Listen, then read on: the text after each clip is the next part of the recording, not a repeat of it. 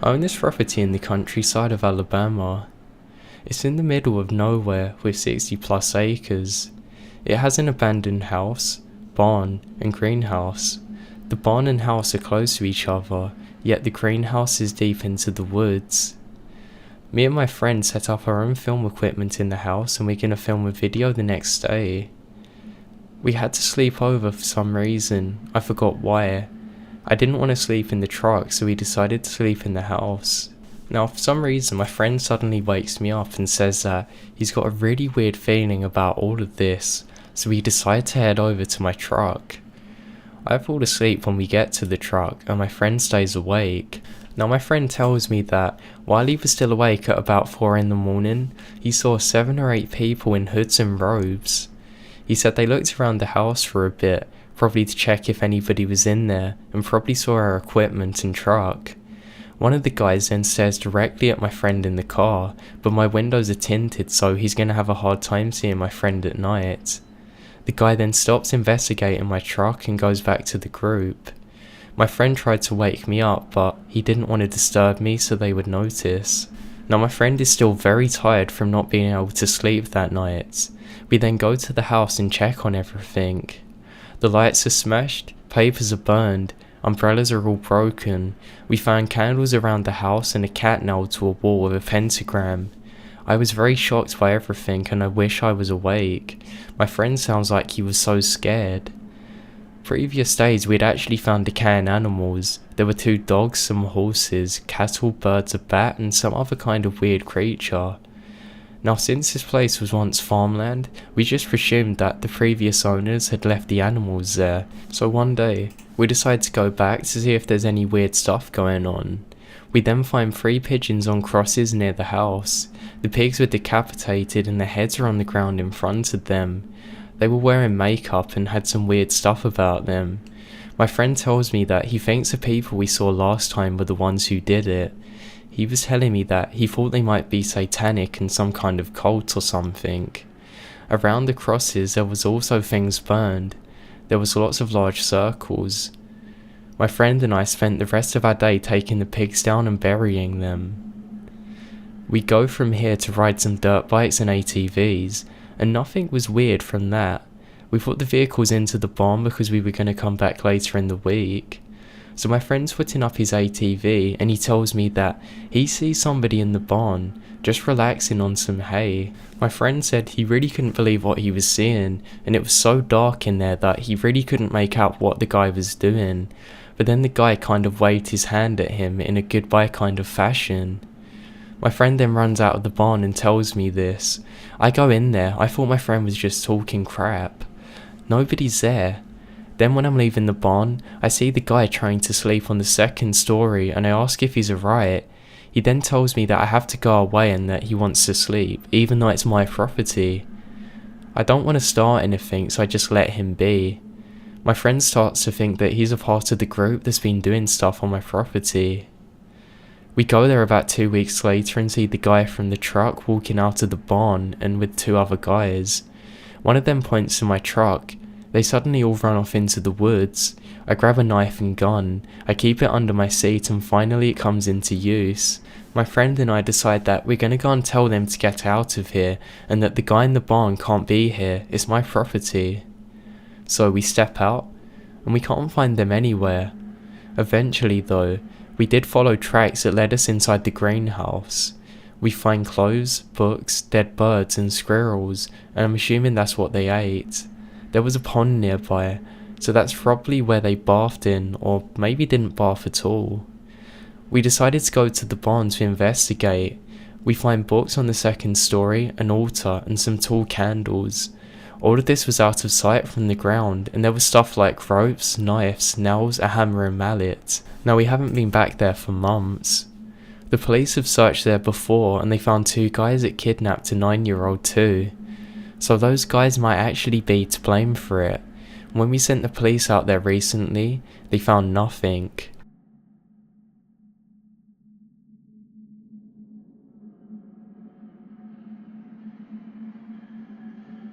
About 2 years ago, my friends and I found out about an abandoned insane asylum located in Downey, California. Being the curious 17-year-olds that we were, we decided it'd be a good idea to go and explore this abandoned facility, just to see what we could find inside. So on a Saturday night, we gathered a few more of our friends and we made our way out to Downey so we could explore this building for ourselves. After about 30 minutes of driving, we arrived in Downey and we made our way through the city to where the asylum is. The closer we got, the shadier and shadier the neighbourhoods we're passing through became, and after about another 15 minutes of driving, we arrived at the destination. We parked the car, climbed through a hole in the fence and made our way into the building to see what we could find. To be honest, it started out not being too bad, considering we had 10 people, and we're thinking, what's the worst that could happen with 10 of us? So we started meddling throughout the building, looking at all of the broken furniture and whatnot. The patient files were thrown upon the floor, and we're pretty much having a good time just looking at these, and it's so weird to be in what was once a mental institution. That's when things started getting weird.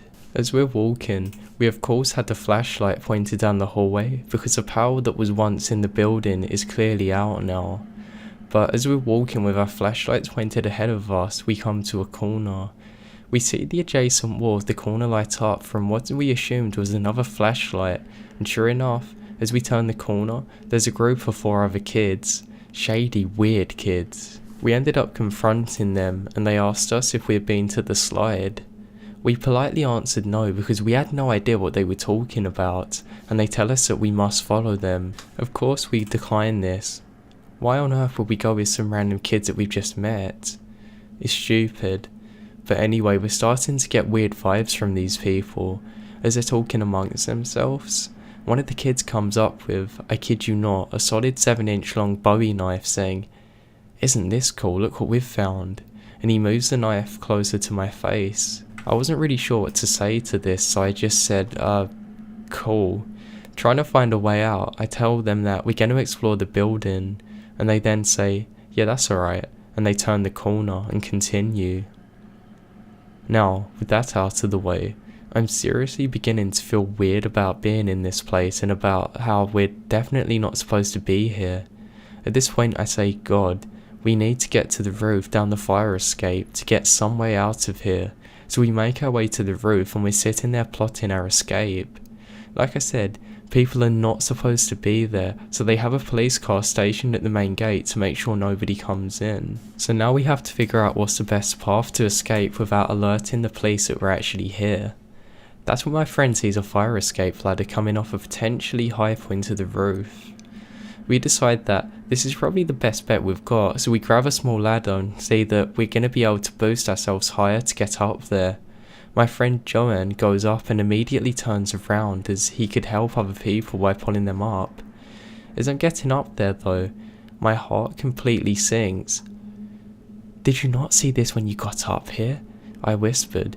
"What are you talking about, man?" He then slowly turns to see what was our worst nightmare.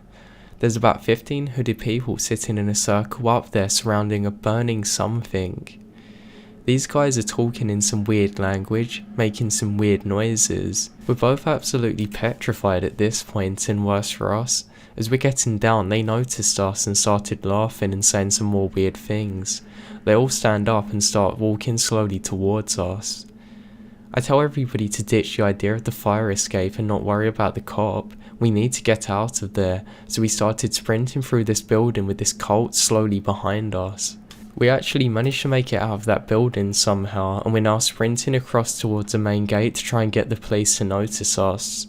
He turns on the sirens thankfully and starts driving straight in.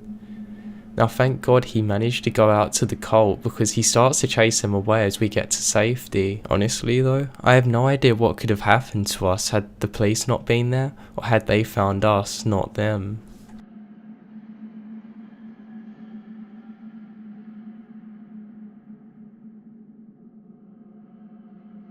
When I was probably around the age of 9 or 10, my friends and I went on a field trip to a historical museum. I don't remember what it was exactly, but essentially, one of the big gimmicks was that after you explored the museum, you're allowed to take a walk through the abandoned town that was also related to the museum's history. So the day itself just went like normal. We walked through the museum and started walking through the little abandoned area with a bunch of broken down houses and dead animals. We were ordered to, under no circumstances, step off the main path, no matter what, and we could not explore the insides of any of the buildings. However, as we were children, we naturally disobeyed. Now all of this was good fun. That was until we found a dirt-covered cellar on the side of one of the houses. Being curious, we decided to look inside.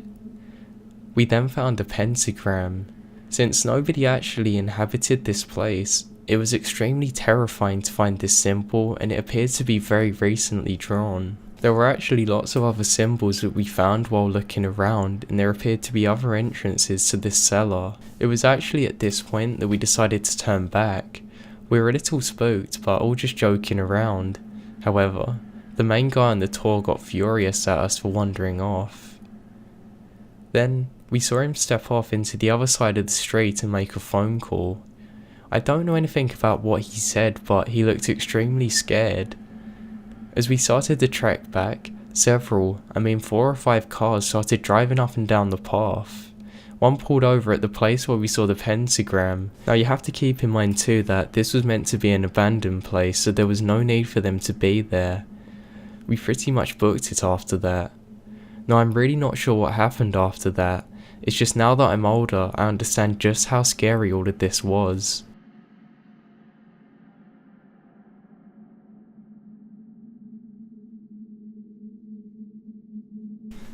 I've never actually been in a cult, but my mum was abandoned at a cult when she was around 11, and her sister was 16, and her other one was 7 years old. My grandmother was mentally ill and somehow got connected with these people in Iowa. They were from the deep south. Anyway, my grandmother didn't stay. Nobody knows where she went during this time. Now, my mum and her sisters were actually left there for about 6 months until my mum got a phone call and called her stepfather. He somehow arranged to pick them up with local law enforcement. He wasn't allowed to just walk right up and get his kids though, so he had to show up in the middle of night, and my mum and her sisters had to actually sneak away with him. The law enforcement actually hung around to help escort them out of the state. I think the worst part for my mum and her sisters were that not only were they abandoned by their mother, but they were never allowed to confront her for what she had done.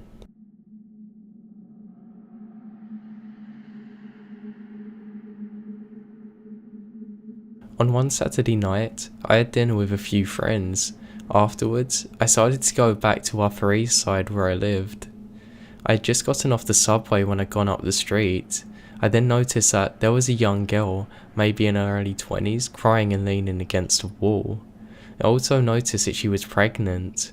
Now, being the sensitive person that I am, I kept looking at her and debated if I should say something or not, but she then noticed that I kept looking at her and she approached me. Let me just say, it was like 12 degrees Celsius in a Saturday in New York, and the girl was only wearing a t-shirt.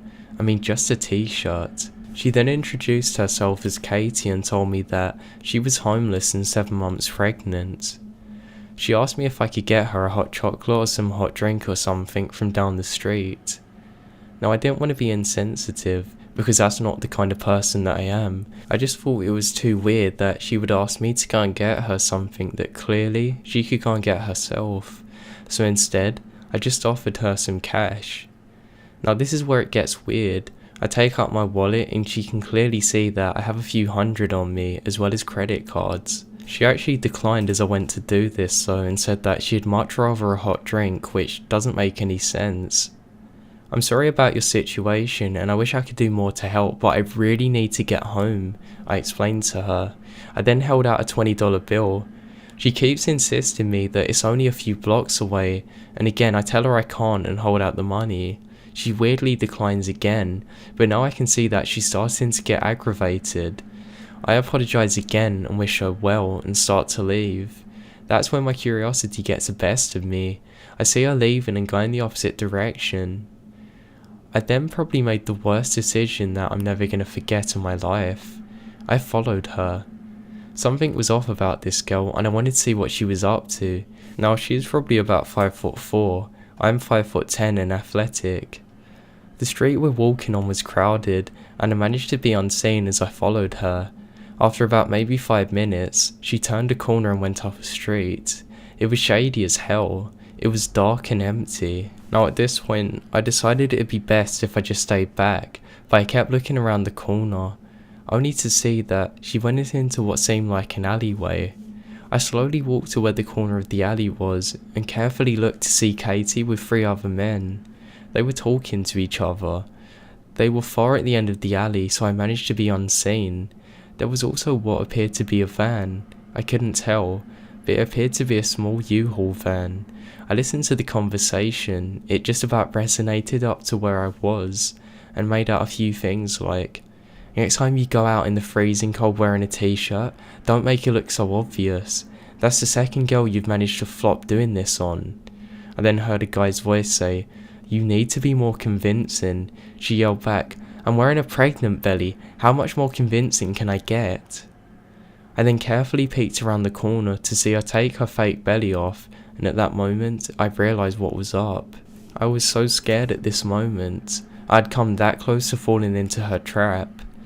I eventually made it to a crowded area, where I then eventually got home. The fact that I actually fell that close into kidnapping or some kind of cult absolutely terrifies me, and it shows that you really can't trust anyone.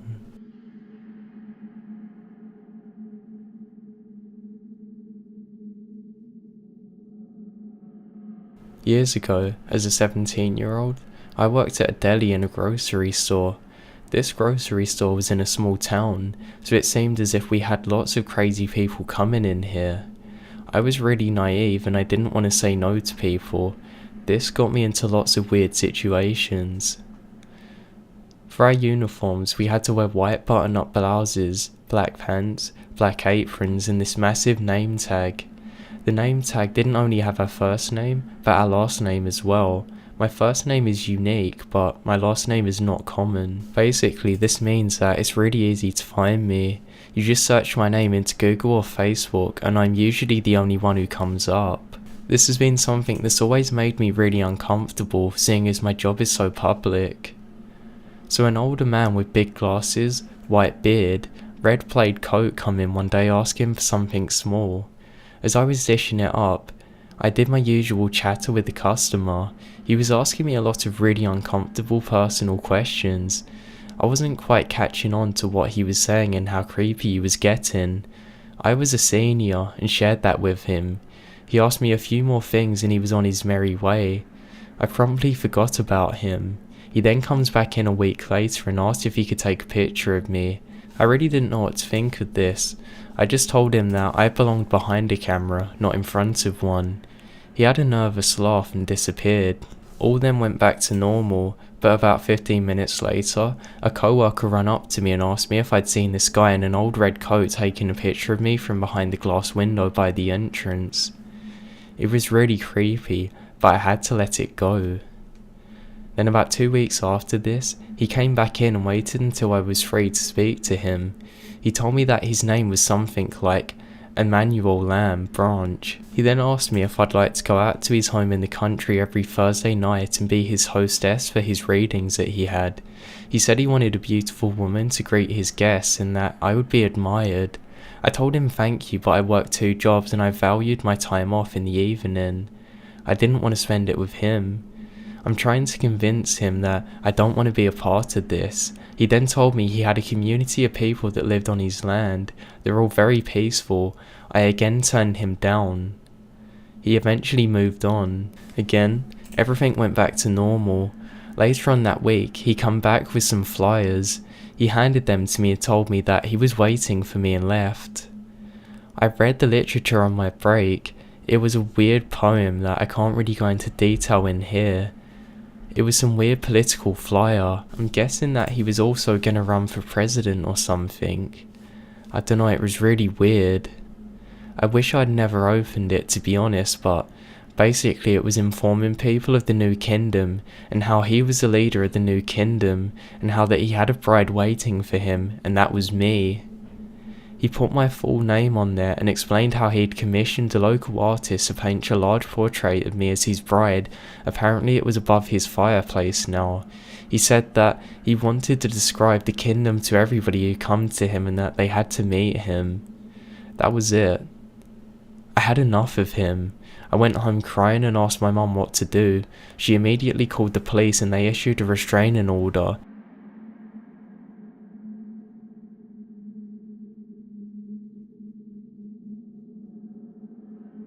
My aunt, who I've never met, is actually a part of a cult in Texas. A couple of my cousins, her daughters in fact, got out and were basically shunned by the community. My aunt told my cousin that she would go to her wedding, and then before the wedding she sent out a letter to my cousin saying that she wasn't going to go anymore because her marriage was damned to hell. She also told her sister, my other aunt, that she had got sick and had cancer. Now my cousins are actually very successful today, but they must have went through some absolutely crazy brainwashing as kids, and it's just lucky that they turned out how they did. I still don't know what's going on with my aunt. To be honest, I don't want to know.